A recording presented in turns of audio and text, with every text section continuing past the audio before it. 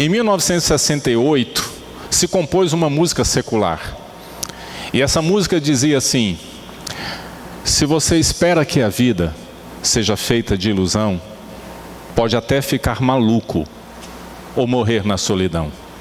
É preciso ter cuidado para mais tarde não sofrer, é preciso saber viver. E essa música fez muito sucesso com cantores famosos aqui, na verdade um cantor muito famoso no Brasil.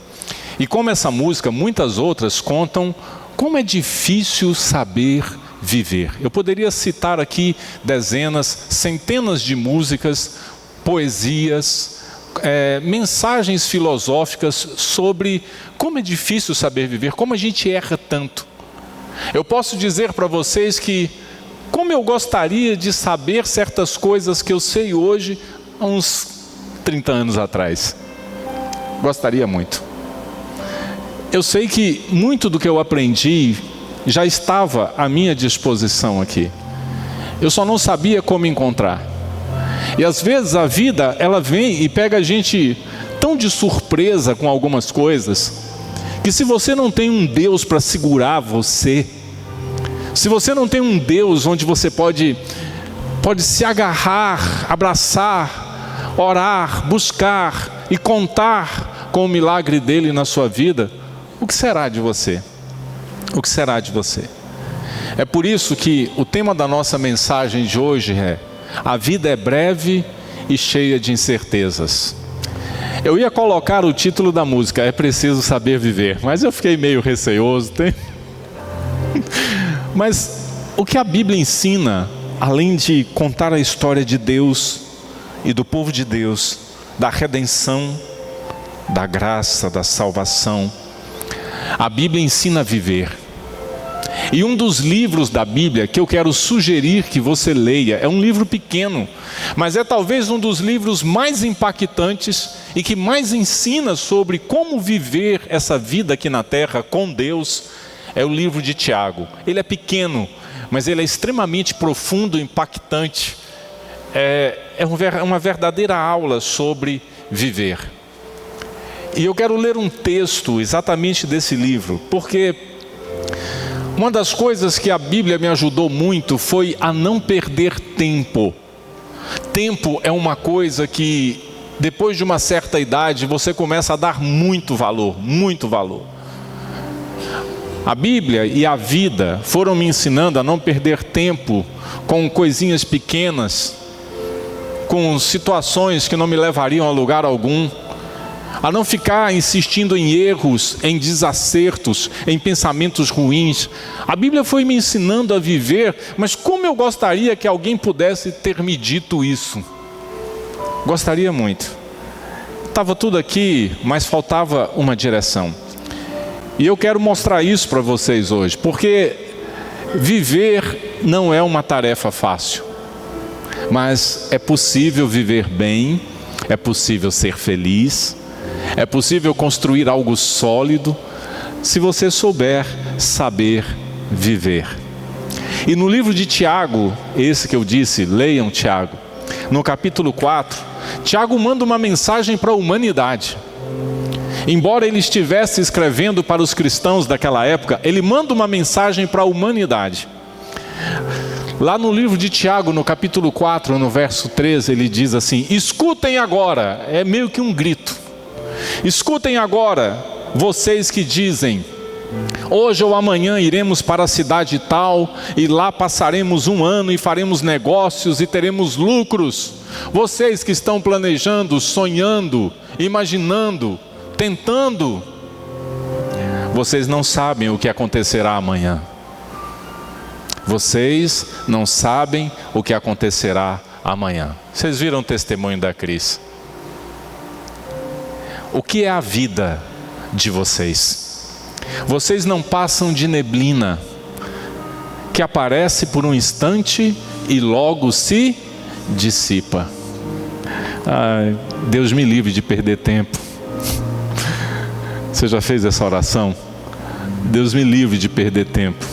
E ele continua: em vez disso, deveriam dizer: se Deus quiser, não só viveremos, como também faremos isso ou aquilo. E agora, entretanto, vocês se orgulham das suas arrogantes pretensões, ou seja, a gente é pretensioso demais sem Deus. Todo orgulho semelhante a esse é mau. Portanto, aquele que sabe o que deve fazer o bem e não faz, nisso está pecando. Na tradução da Bíblia contemporânea de Eugene Peterson, e algumas outras traduções mudam um pouco a palavra, aquele que sabe que deve fazer o bem para fazer o certo, fazer aquilo que é orientação de Deus para a sua vida. Quem sabe que tem que fazer e não faz, está pecando. E vocês vão me dar licença hoje para falar algumas coisas muito fortes que Deus colocou no meu coração essa semana. Amém? Pastor, não podia ter um início de ano mais fácil? Não. E hoje eu vou fazer uma coisa diferente. Eu vou mostrar para vocês os livros de onde eu tiro as frases que muitas vezes eu coloco aqui. E vocês podem, se gostarem, ter como leitura no dia a dia de vocês. Porque o problema não está em planejar, trabalhar ou sonhar, mas em viver como se a vida fosse longa, controlável e autossuficiente, ignorando que tudo é provisório, frágil e o que, igreja? Dependente de Deus. Dependente de Deus. E quando a gente não entende isso que Tiago acabou de escrever aqui, é apenas um texto metafórico, uma forma metafórica. Perdemos anos com coisas, pessoas, vícios, excessos, mágoas e sonhos ilusórios, até que um dia aprendemos, muitas vezes tarde demais, a dar valor ao essencial, aquilo que realmente importa. É uma frase muito conhecida, talvez você já tenha ouvido ou dito. Pessoas que chegam à seguinte conclusão, muito sábia, né? Se eu tivesse, eu disse isso no início do culto, o entendimento, a sabedoria que eu tenho hoje, quando eu tinha 20 anos, meus irmãos, o mundo ia ficar desse tamaninho para mim, muito pequeno, muito pequeno. Então vamos orar e vamos pedir ao Espírito Santo de Deus que fale aos nossos corações e que nós sejamos um povo que ganha tempo e não um povo que perde tempo com tantas coisas que não têm valor. Vamos orar. Pai, obrigado por nos colocar nesta manhã diante do Senhor em adoração, em oração, para que possamos, ó Deus, não só ouvir a Tua palavra, mas termos uma compreensão importante para a nossa existência. Por isso, que o Teu Santo Espírito encontre espaço, lugar em nossas mentes e corações, e toda voz que não seja a voz do Senhor, que nesta manhã ecoa em nossas mentes, seja calada em nome de Jesus, e apenas a voz do Senhor seja ouvida em nossas mentes e corações. Nós pedimos assim, em nome de Jesus. Amém e amém. Esse pequeno texto que eu li, uma parte muito pequena do livro de Tiago, nos ensina, primeiro, uma verdade muito importante. Ela fala sobre a ilusão do controle e os riscos de planejarmos sem Deus, de tentarmos viver essa existência humana sem Deus, mesmo tendo conhecimento de Deus. Eu disse para vocês que Tiago está escrevendo para o povo de Deus daquela época, mas é uma palavra que ecoa até hoje para toda a humanidade. Aliás, toda a Bíblia é uma palavra que ecoa para toda a humanidade. E olha que interessante, entenda o que eu vou dizer agora. E se você quiser, anote. É sério isso aqui. É possível sermos religiosos e ao mesmo tempo vivermos como ateus na prática, porque a gente não põe Deus na prática. A gente lê Bíblia, mas não põe Deus na hora de fazer as coisas. A gente vem à igreja, mas não pensa em Deus quando temos que resolver um problema ou sonhar com alguma coisa. Eu sei que é forte essa frase, mas é a pura verdade sobre nós, quando nós estamos vivendo aquilo que Tiago escreveu aqui. Nós somos religiosos, nós cremos, nós falamos de Deus, mas na hora que alguém grita por socorro, nós nos calamos ou nos envergonhamos. Nós somos de Deus, nós vamos à igreja, nós carregamos Bíblia no carro, temos Bíblia em casa, mas aí na hora que a gente precisa dizer que Deus está conosco, a gente pede ajuda para um, para outro, e parece que Deus virou o Deus do desespero só. E aí a gente, sim, nós conseguimos ser religiosos e vivermos como ateus na prática, como se Deus não existisse. Como nós fazemos isso? Planejamos carreira, finanças, projetos e relacionamentos, mas terceirizamos a Deus apenas o quê? Emergências. Deu errado, chama quem? Não é o Chapolin Colorado, é Deus. Deu certo? Fui eu. Deu errado? Deus me ajude. É aí que a coisa fica realmente séria. E segundo Tiago, a gente precisa aprender uma lição extremamente importante, o mais cedo possível. Que lição é essa? Que a vida é breve demais para ser vivida como se Deus fosse opcional. A vida é muito rápida. A gente vai vivendo e vai se esquecendo que a vida é breve, e que tem outras coisas, e que tem um Deus, e que tem os desígnios do Senhor, e que tem a nossa história, e que tem a nossa casa, e que tem uma vida para ser vivida, mas não ser vivida de qualquer jeito. No livro, e eu vou sempre citar o livro, Em Busca de Sentido, Viktor Frankl, ele faz o seguinte comentário: o ser humano moderno sofre não porque lhe falta prazer, mas porque lhe falta o quê? Sentido. E para nós, qual é o sentido? É Deus em Cristo Jesus, o nosso Senhor e Salvador. O nosso Senhor e Salvador. Frankl, ele faz uma afirmação de perda de sentido que adoece mais do que a dor. E quando a gente começa a passar anos e anos da nossa existência em processos que nos levam a lugar nenhum, isso é muito entristecedor, sabia? Quanto tempo você ficou naquela dor? O que isso trouxe de vantagem para você? Quanto tempo você ficou lutando com uma coisa que você desde o início sabia que não ia dar certo? O que isso trouxe de vantagem para você? Quanto tempo você andou longe de Deus sem ter uma vida plena com Deus? E o que isso trouxe de vantagem para você? Nada. E a gente foi vivendo assim, como se o que importa nesse mundo é o que a gente pode ser, ganhar, viver. E aí vem a Bíblia e diz: não, você não deve viver assim. Lá em Provérbios 16:9, o texto da Bíblia diz: o coração do ser humano traça o seu caminho, mas o Senhor, olha isso aqui, lhe dirige o quê? Os passos. Isso é perfeito. Eu posso fazer planos, mas eu preciso ter uma coisa em mente: quem vai dirigir meus passos é Deus. Eu posso até chegar lá, mas talvez não seja necessariamente pelo caminho que eu tracei. Talvez haja um outro caminho, uma outra história, uma nova direção. Interessante isso, né? Então vamos lá. Primeiro, ou segundo ponto: nunca terceirize sua vida espiritual. A Bíblia diz que você deve orar pelo seu irmão, orai uns pelos outros.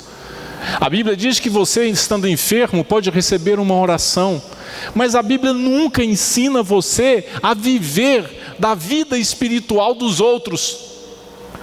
Vida espiritual é uma coisa que você tem que construir com Deus, é entre você e Deus, e isso não vai mudar nunca. Parece que há um mar de pessoas que anda de lugar em lugar, caçando um movimento, uma história, uma palavra, alguma coisa, ao invés de parar a sua existência e falar: Deus, fala comigo aqui onde eu estou. Todo ano surge um movimento novo. criam uma forma nova de empolgar as pessoas dentro de igrejas, mas nenhum desses movimentos ensina realmente a sua vida espiritual sempre será você e Deus. É você e Deus. Não é você e a irmã que ora por você, é você e Deus. Não é você e o seu pastor que pode orar por você, é entre você e Deus. Oração nos ajuda muito. Quantas e quantas vezes eu não agradeci a Deus por pessoas que oraram por mim, mas nunca deixei que a minha vida espiritual fosse terceirizada para essas pessoas, porque a salvação ela é individual, a minha vida com Deus é individual, e eu não posso jamais terceirizar isso. Desculpe a frase, mas a vida é curta demais para viver de espiritualidade emprestada. Construa a sua. Construa o seu momento com Deus. Ore, busque a Deus do seu jeito. Do seu jeito. Se o tempo que você tem é de madrugada, que seja. Se é na hora do almoço, que seja. Se é à noite, que seja. Se você gosta de ler um livro inteiro da Bíblia, amém. Se você quer ler um versículo, amém. Mas busque a Deus do seu jeito. Encontre espaço na sua vida, na sua existência, na sua história para Deus. E não viva de espiritualidade emprestada. Hoje eu estou bem, eu assisti uma palavra no YouTube. Você pegou emprestado uma coisa que Deus falou com alguém e está trazendo para a sua vida. Cadê a sua experiência com Deus? Cadê a sua vida, a sua história, o seu relacionamento, a sua intimidade com Deus? Toda espiritualidade que não é sua, ela é emprestada. Ela é emprestada.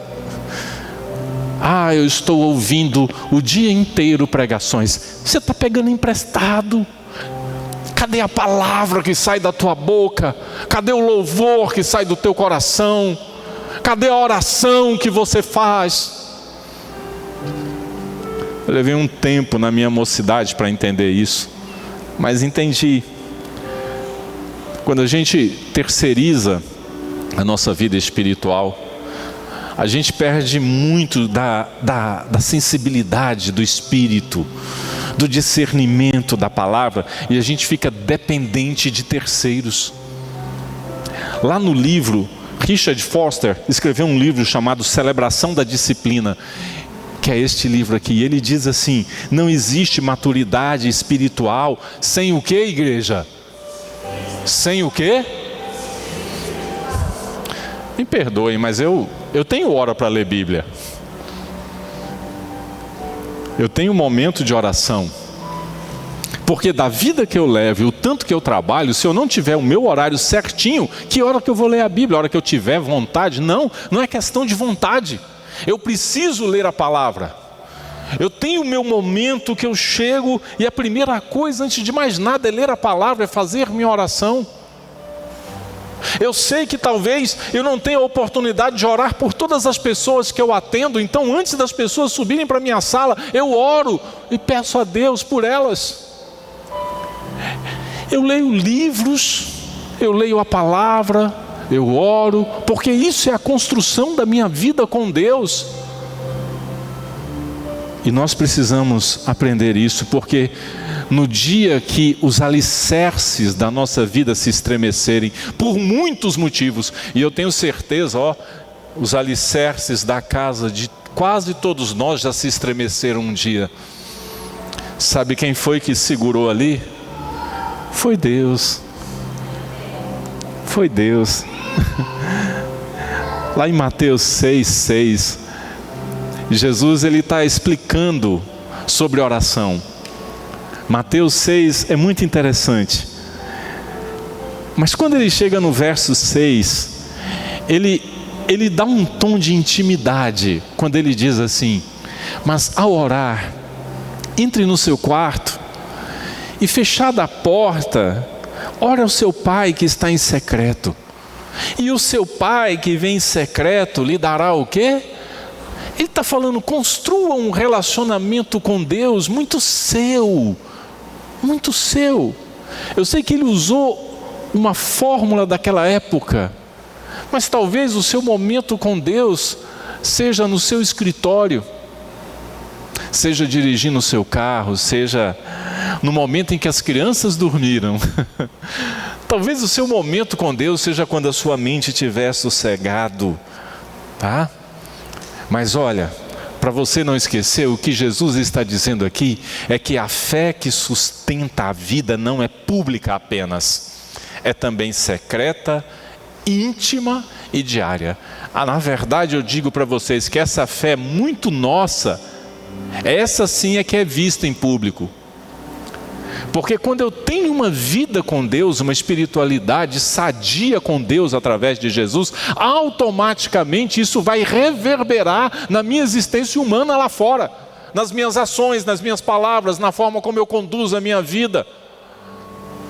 E não o inverso. A gente acha que mostrar uma coisa, isso é espiritualidade, mas lá no secreto a gente não é toda essa coisa que a gente mostra. Não terceirize a sua espiritualidade, jamais. Construa a sua com Deus, construa a sua vida com Deus. Bom, não foi só isso que eu gostaria que me tivessem me dito, mas também cuidado com os excessos que nos roubam a vida. Tem gente que é demais, vocês concordam comigo?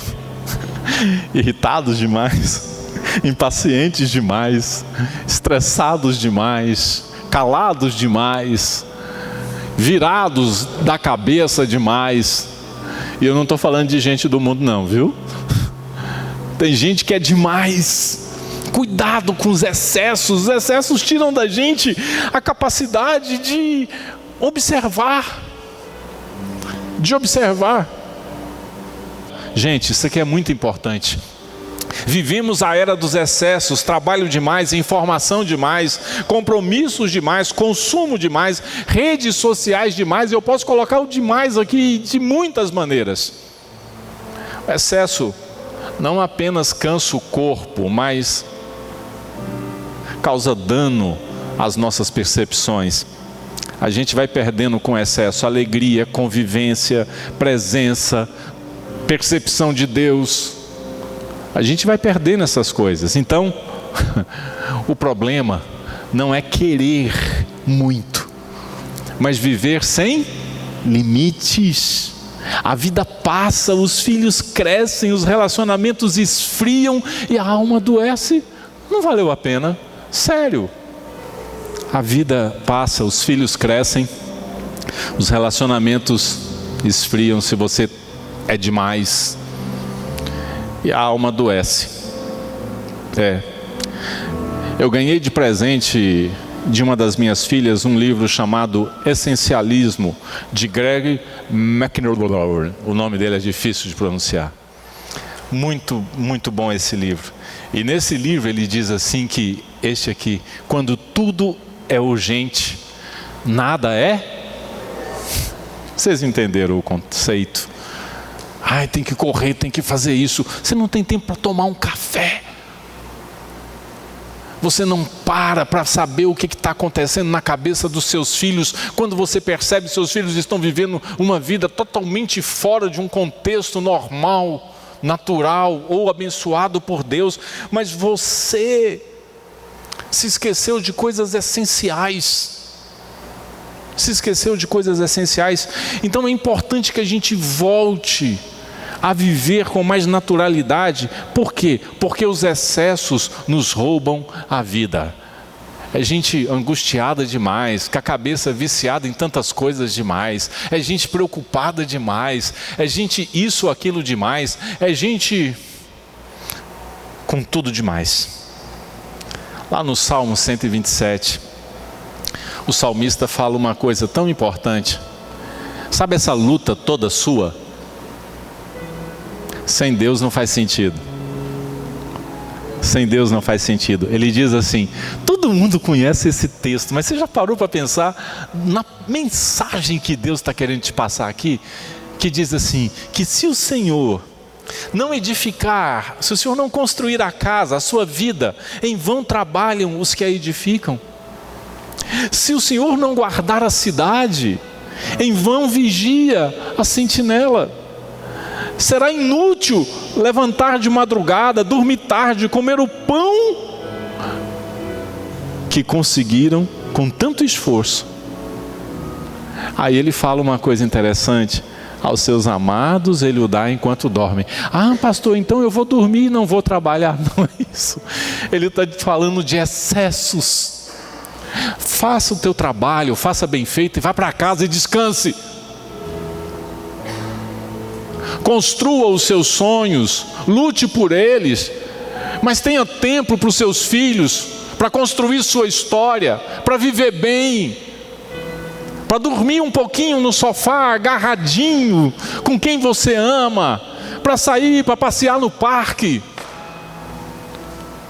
É isso que o texto está querendo dizer, porque não adianta nada, porque se Deus não tiver como centro da tua alma, você só é demais. E me preocupa, gente, demais, demasiadamente tudo. Demasiadamente tudo. Guarda essa daqui. Deus nunca pediu a ninguém para viver exausto e desconectado dele. Nunca. Não existe um texto na Bíblia que Deus falando assim: vão, se acabem de tanto correr atrás do vento. Vão, se desconectem de mim. Porque é isso que o excesso faz, vai afastando a gente. Até excesso de religiosidade faz isso. Faz. Uma coisa é eu vir à igreja, mas almoçar com a minha família. Outra coisa é a igreja tirar você da convivência da sua casa, da construção da sua história, em nome de um Deus que nunca te pediu isso. Mas lá está escrito: não há ninguém que tenha deixado pai, mãe, filho. Deixado é diferente de abandonar. Eu deixei minhas coisas lá, vim para o culto e vou voltar para elas. Eu não vou passar o dia aqui. Tem uma filha ali, tem outra filha ali. Eu tenho que estar presente também. Deus nunca pediu para eu viver feito um doido em nome dele, excessivamente preocupado com tudo e com todos. Você pode ter certeza, meu irmão, que se a sua mensagem chegar para mim às 4 da manhã, eu vou estar dormindo. Mas quando for 5h45 eu acordo, e ao ler a sua mensagem, eu te responderei. Pastor, pode ser tarde demais. Então segue aquela primeira dica: construa a sua vida com Deus. Se agarre a Deus e não terceirize a sua vida espiritual. Mas teve uma outra coisa que eu aprendi, que eu queria passar para vocês. Tomara que vocês aprendam sem ter que passar pela experiência. Existem duas maneiras de se aprender: com alguém ensinando, através do conhecimento, ou vivendo. Essa é mais doída. Então eu aprendi que a falta de cuidado emocional e pessoal cobra juros altos, juros altíssimos. Não é só cuidado emocional, é cuidado pessoal também.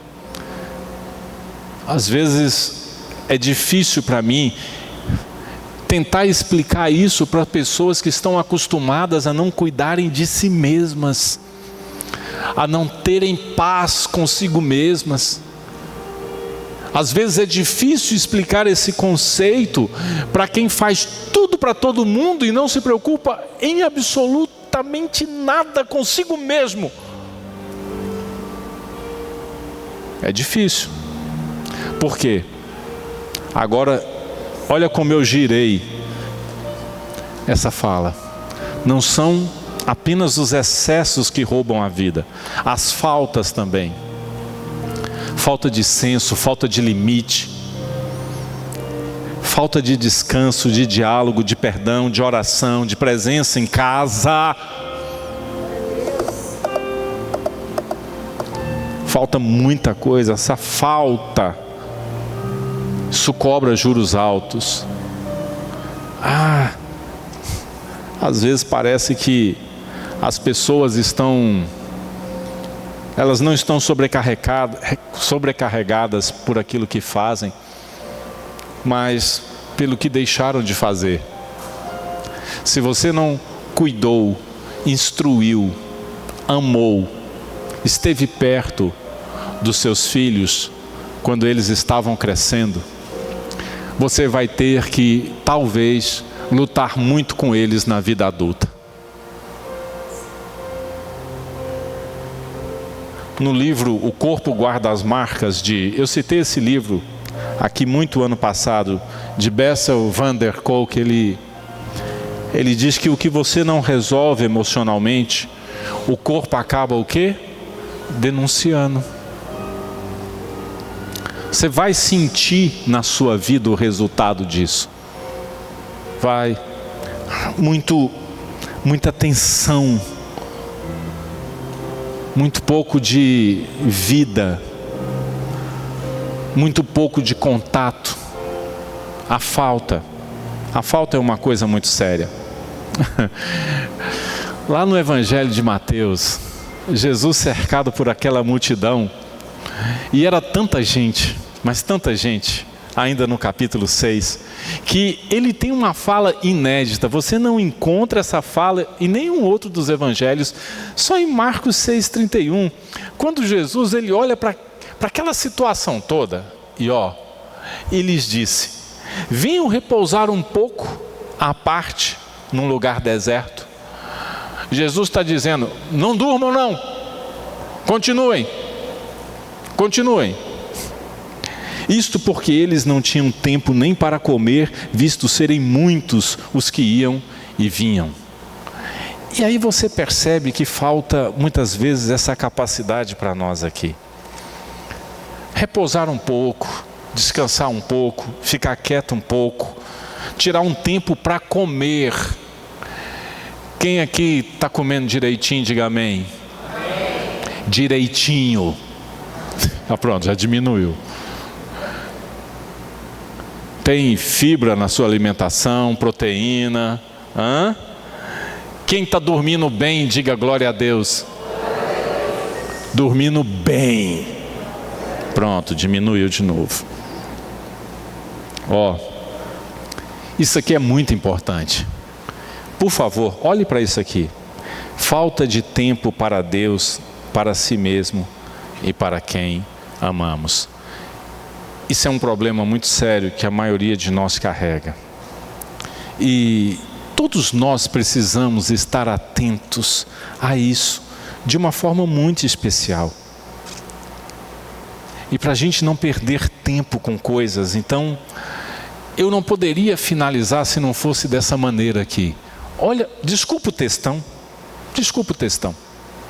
Não desperdice seus anos com sonhos ilusórios, relacionamentos sem futuro e vícios adoecedores.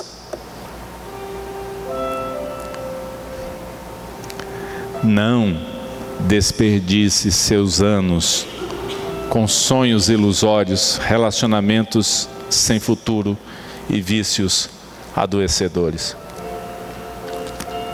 Você sabia que para eu ajudar uma pessoa, eu não preciso necessariamente ter um relacionamento com essa pessoa no sentido de amizade ou trazer para dentro da minha casa?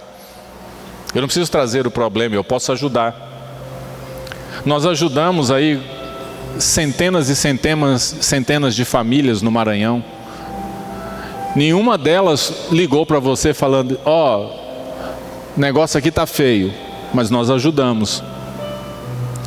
A gente não precisa muitas vezes se envolver em projetos absurdos, longe do tempo de serem concretizados, mas principalmente vícios.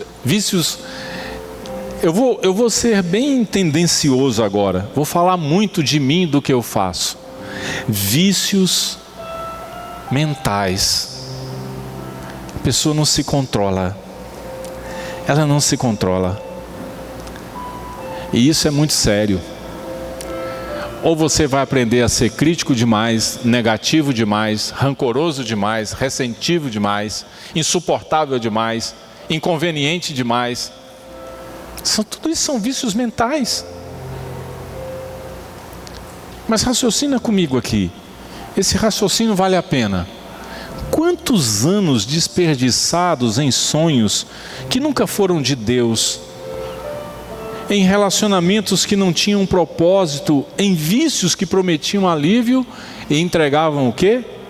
Prisão. A vida é como neblina. É isso que o livro de Tiago diz, ela passa. E não vale a pena gastar neblina ou a vida com ilusão. Não vale. Esse livro de Napoleon Hill, ele ficou muito conhecido, muito mesmo. Mais esperto que o diabo. Você gostaria de ser? Quem gostaria de ser mais esperto que o diabo? Nossa, ninguém falou amém? Não, gente, vocês querem perder para o diabo? Não. Quem gostaria de ser mais esperto que o diabo? Diga amém. Amém. Ele fala lá que aquilo que começa como prazer termina como prisão. Aquilo que começa como prazer termina como prisão, em muitos casos. Mas você quer ser mais esperto? Eu acho interessante que esse livro de Napoleon Hill ele foi um livro feito mais com uma característica mais motivacional do que espiritual. Mas a conexão que ele faz é muito interessante. É porque parece que a gente no que diz respeito às ações do mal na nossa vida, parece que a gente é meio... Não, gente, fique esperto. Fique esperta. Está te enganando. Está te seduzindo. Está levando você por um caminho ruim. Está trazendo você para um lugar que você não deveria estar. Está transformando sua existência num caos e você está achando isso lindo. Hill, ele descreve hábitos e ilusões que capturam a mente e roubam da gente o futuro. Aí você vai para Provérbios, e Provérbios de novo volta na mesma questão. Há caminho que ao homem parece direito, mas ao final conduz aonde? Talvez a sua mente acabou de pregar uma peça em você agora. Pá! Ela te deu uma justificativa. E aí vem a triste realidade.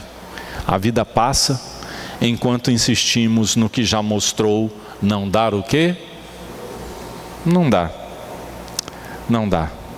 Mas vamos fechar? Vamos fechar a palavra de hoje? Vamos? Ok. Bora lá. Mágoas, ressentimentos e raiva guardadas são o maior desperdício de vida. Eu posso fazer um quiz aqui? Vocês me permitem? Quem permite, diga amém. Quem promete falar a verdade, diga glória a Deus. Quem já ficou uma semana emburrado, levanta a mão. Amém. Culto de libertação vai lotar na sexta. Nós vamos criar o culto. Você tem noção do tempo que você perdeu? O desperdício mental, espiritual, de convivência que você perdeu. Primeiro, palmas para vocês. Que igreja sincera nós temos aqui. Glória a Deus. Quem já ficou mais de uma semana emburrado? Amém. Eu sei. Eu já conheci gente que guarda coisas no coração, ou guardava coisas no coração, há 5 anos, 10 anos, 15 anos. Meu trabalho é ouvir pessoas. E isso é o maior, na minha opinião, maior desperdício de vida possível. Não tem como. Eu acho que de tudo que eu citei até agora, tirando o primeiro ponto, que eu acho que tem que ser extremamente trabalhado, que é você não terceirizar sua vida espiritual, este aqui, com certeza absoluta, massacra as pessoas nos dias de hoje. Por favor, pessoas envelhecem, adoecem e perdem anos preciosos alimentando ressentimentos. Essas coisas acumuladas, elas consomem energia, roubam sua alegria, bloqueiam sua comunhão com Deus. Não. Onde uma pessoa cheia de raiva no coração encontra sentido em fazer uma oração? Com o coração carregado de mágoa e de ressentimento. Então a vida é curta demais, ela é breve. Ela é breve. Me permitam citar uma outra canção secular, porque o mundo grita por essa verdade que a Bíblia revela. Aquela música de uma banda aí, quem é da década de 90, por aí, década de 80, que eu vejo muita gente que está passando por doenças crônicas, colocando essa música ao invés de buscar Deus e tentar entender o que está vivendo, que dizia assim: queria ter amado mais, ter visto o sol. Queria, né? Por que não fez? Queria ter tomado sorvete mais, ter ido no restaurante mais, ter assistido uma série com você. Você pode colocar essa canção no seu dia a dia e perceber o quanto de coisas você poderia fazer e você não faz, porque dentro do teu coração você está alimentando uma coisa que simplesmente não vale a pena. É esse tipo de confronto que Tiago, no seu livro, ele fala: o que você pensa que é? Você é muito arrogante com a sua pretensão de pensar que você pode fazer isso ou aquilo outro sem Deus. Não pode. Timothy Keller tem um livro dele chamado Perdoar. Se você puder, leia. Se você guarda alguma coisa no coração, leia, por favor. Olha o que está escrito no rodapé desse livro: perdoar, por que devo e como posso. E Timothy Keller, ele fala: perdoar não muda o passado, mas liberta o futuro. Ok, frase clássica, você já deve ter visto coisa parecida aí nas redes sociais para todo lado, mas o mais interessante é que isso é uma verdade bíblica, é uma verdade que todo mundo fala, existem muitos livros que falam sobre isso e quase ninguém faz. É extremamente sadio, é libertador, faz a gente viver melhor, mas quase ninguém pratica. Não, eu tenho encontrado muita gente com raiva de Deus. Você já encontrou alguém com raiva de Deus? Magoado com Deus? Ofendido com Deus? Que Deus deveria isso, que Deus deveria aquilo, que Deus tinha que ter feito isso, que Deus deveria ter feito aquilo. É muita pretensão nossa. Lá em Efésios, na carta do apóstolo Paulo aos Efésios, ele faz um pedido muito bom. Se você puder, nos ajude a construir isso aqui. Eu espero que esse ano de 2026 a gente possa construir esse tipo de sentimento aqui dentro da nossa igreja. Ele diz assim: que não haja no meio de vocês qualquer amargura, indignação, ira, gritaria e blasfêmia, bem como qualquer maldade. Pelo contrário, sejam bondosos e compassivos uns para com os outros, perdoando uns aos outros, como também Deus em Cristo, caso você não se lembre, perdoou vocês.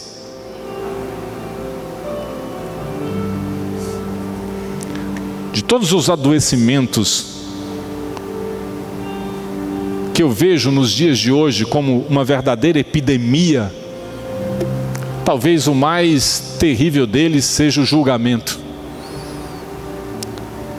Nós vamos pegando referências e criando julgamentos, como se isso fosse nos libertar das nossas próprias falhas, dos nossos próprios erros. Ao invés de praticarmos isto aqui como igreja, nossa, que bom, amargura, ô meu irmão, você está carregando isso, tira isso do teu coração. Indignação, porque é isso, essa bateria, esse pastor que começou o culto citando Roberto Carlos e Erasmo. Tira isso do teu coração. Indignação, ira, gritaria, blasfêmia, bem como qualquer maldade.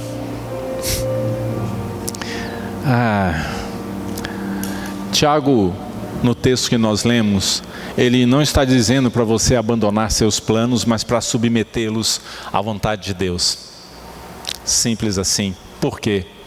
A vida é breve demais para ser desperdiçada com o que não edifica, não permanece e não glorifica a Deus.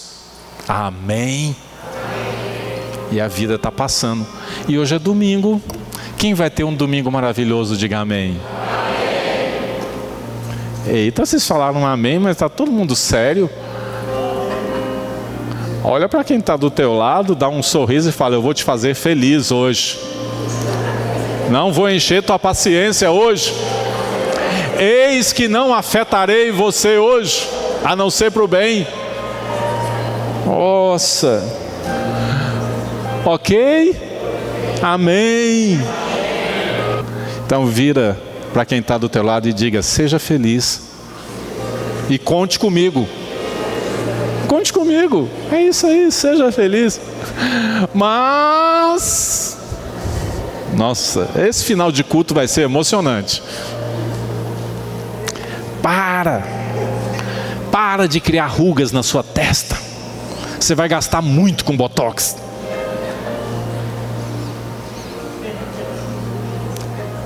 Só para a gente finalizar e orar. Lá no texto, a frase do dia: se o Senhor quiser. Essa não é uma frase religiosa, é uma postura de vida. Aprenda a usar essa frase. Pai, eu estou indo trabalhar e, se for a tua vontade, que tudo corra bem, que tudo dê certo, seja um dia abençoado. Pai, eu estou saindo agora para resolver um problema e, se o Senhor quiser, que dê tudo certo, que as coisas se resolvam e a gente vai tornando a vida mais suave. Amém? Que bom. E eu espero que com essa mensagem de hoje, olha que coisa, vocês tiveram oração, depois louvor, testemunho, palavra. Não é possível que tudo isso não tenha mexido profundamente com vocês. Não é possível. Então, vamos orar e pedir que seja assim. Vamos ficar em pé, em nome de Jesus. Pai, obrigado por tudo de bom que o Senhor nos ensinou hoje. Que a tua palavra seja mais forte do que o meu ego, do que a minha mente, do que a minha vontade de controlar tudo. Que o teu Santo Espírito venha sobre a minha existência com força e transforme a minha existência, transforme o meu modo de ser, viver, pensar, agir, conforme aquilo que é a tua vontade para a minha vida. E eu pare, Senhor, de lutar principalmente comigo mesmo, e haja uma mudança significativa na minha vida, no meu jeito de enxergar a vida, no meu jeito de viver a vida, uma vida tão breve, tão curta, que não pode ser desperdiçada e que tem que servir para honrar e glorificar o nome do Senhor acima de tudo. Oramos e pedimos que assim seja, em nome de Jesus. Amém e amém.